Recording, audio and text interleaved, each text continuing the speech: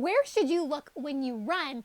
Or does eye gaze position influence biomechanics or mechanical efficiency during running? I think it's very important to recognize that where you look when you run may have an enormous impact on your running form and your biomechanical efficiency.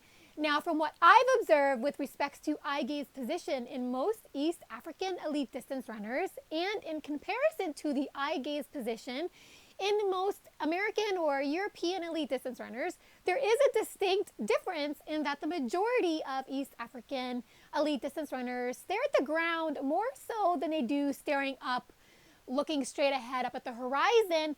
And many coaches tell us to look straight ahead when we run and avoid looking down at the ground. Yet the best distance runners in the world, who are mostly from East Africa, have a dropped eye gaze when they run. And to me, this is a real definitive marker that may factor into the mechanical efficiency of most East African elite distance runners. Because of this, maybe looking down at the ground more often during running instead of continuously staring straight ahead could make running less exhaustive and could be an ingredient for continued efficiency. Let me elaborate a little more. There is evidence that where you look when you run may affect or alter head position, which may in turn influence the center of mass or the position of your torso. And as I just briefly mentioned, many coaches strongly recommend you stare straight ahead when you run and avoid running with your head down and avoid staring down at the ground with your eyes. But rather, many coaches will tell you to keep your head up, keep your chin up, keep looking straight ahead up at the horizon. This advice has been broadly recognized as one of the gold standards for proper running. But here's an interesting question that challenges this recommendation. How come most East African elite distance runners don't spend the majority of their runs staring straight ahead? Rather, most East African elite distance runners have a dropped eye gaze during running, and perhaps a dropped eye gaze during running could be a valuable addition to your running form that may connect all the dots with respect to optimizing your mechanical flow and your mechanical alignment in ways that may make a big difference in your running performance. Perhaps continuously staring straight ahead when you run may slowly chew away at your mechanical efficiency. It may create another risk of being a performance impediment. Again, always remember that staring straight ahead during running is a common denominator observed in many non-East African distance runners who tend to underperform as compared to elite distance runners from Ethiopia, for example. Tirunesh Dibaba, Haile Gebrselassie, Kenenisa Bekele. These runners from Ethiopia are remarkable examples of runners who maintain a dropped low eye gaze during running, staring intensively down at the ground when they run. And these very same runners have a very long list of world records and have a glorious collection of Olympic gold medals. And these runners consistently outperform the rest of the runners who have their eyes strictly focused straight ahead, not down at the ground. So let me make the case that staring straight ahead during running may make it mechanically challenging to run with greater efficiency, and that if you stare down at the ground when you run, you may be able to move from these mechanical consequences. Continuously staring straight ahead when you run with your chin up and having your head held up may have an inefficient ripple effect on your entire body biomechanics, whereby if your head is too upright during running, your center of mass, which is both your head and your torso, might be pushed back, in which in turn may have huge implications for resisting or slowing forward momentum, and you might end up increasing the brake force duration period at each step. Whereas if you were to perhaps run with a more dropped eye gaze, looking down at the ground more frequently, focusing your sights anywhere from 5 meters to 30 meters on the road in front of you could help you better utilize your running biomechanics and better align your upper body posture in a way that could substantially narrow down the brake force duration and make it easier for acceleration. Looking downward when you run may be very helpful in your efforts to have greater forward momentum and may enable a more glide-like stride that we so often see in many South African elite distance runners.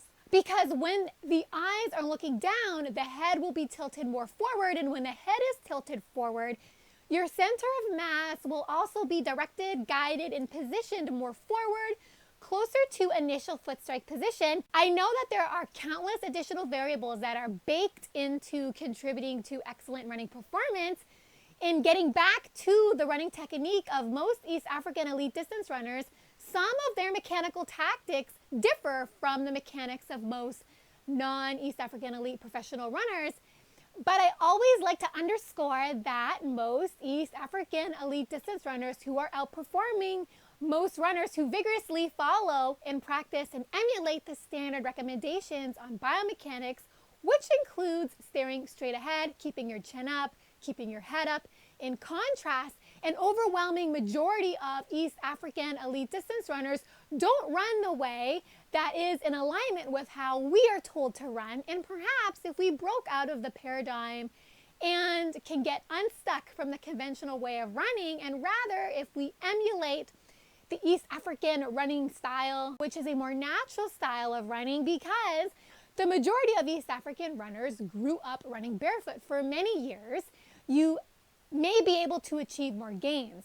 But why do the majority of East African elite distance runners spend a larger proportion of their run staring at the ground as opposed to staring straight ahead?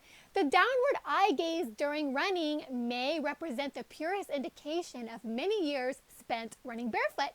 Many East African elite runners ran barefoot for many years during their youth. Perhaps a habit of looking down at the ground during running, especially when running barefoot on uneven terrain or trails, was done by instinct to ensure more secure laning stability, enriched balance control, and overall to prevent and avoid tripping. Spending more time gazing at the ground with your eyes and scanning the ground with your eyes during running, especially when barefoot, may actually be a reflexive innate response to a lot of biomechanical challenges that comes with running barefoot on uneven surfaces. Logically, looking down more often while running barefoot is likely a key driver not only for forward momentum, but may streamline enhanced mechanical stability and a more protective mechanical adaptations that guides a more forward anterior postural alignment of the upper body, but you're less inclined to trip and fall as well.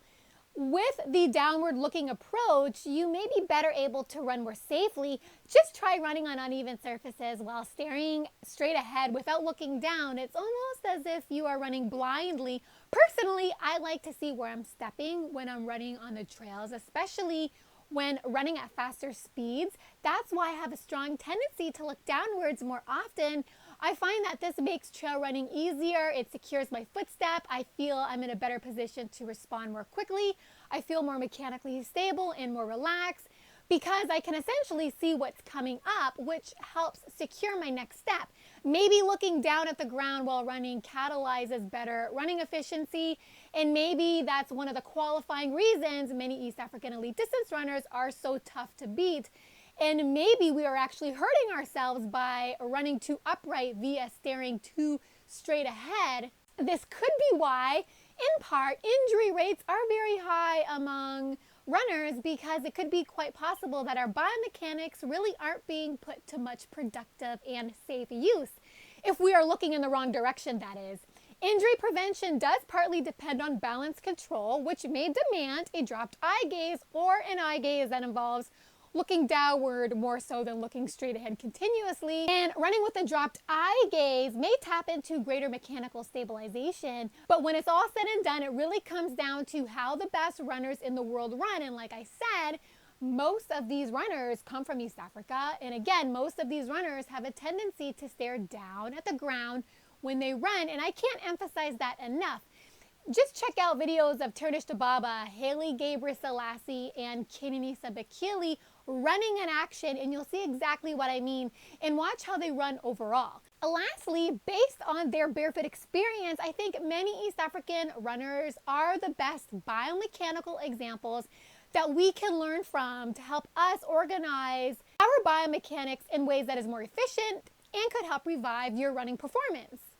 So if you have mounting frustrations with your running performance, just Adjust your eye gaze. Try looking downward more so than consistently staring straight up ahead, looking up at the horizon. Maybe it will maximize your running performance. To learn more about the health benefits and the performance benefits of running barefoot as well as minimalist running, please subscribe to my YouTube channel and also check out my blog, run4foot.com.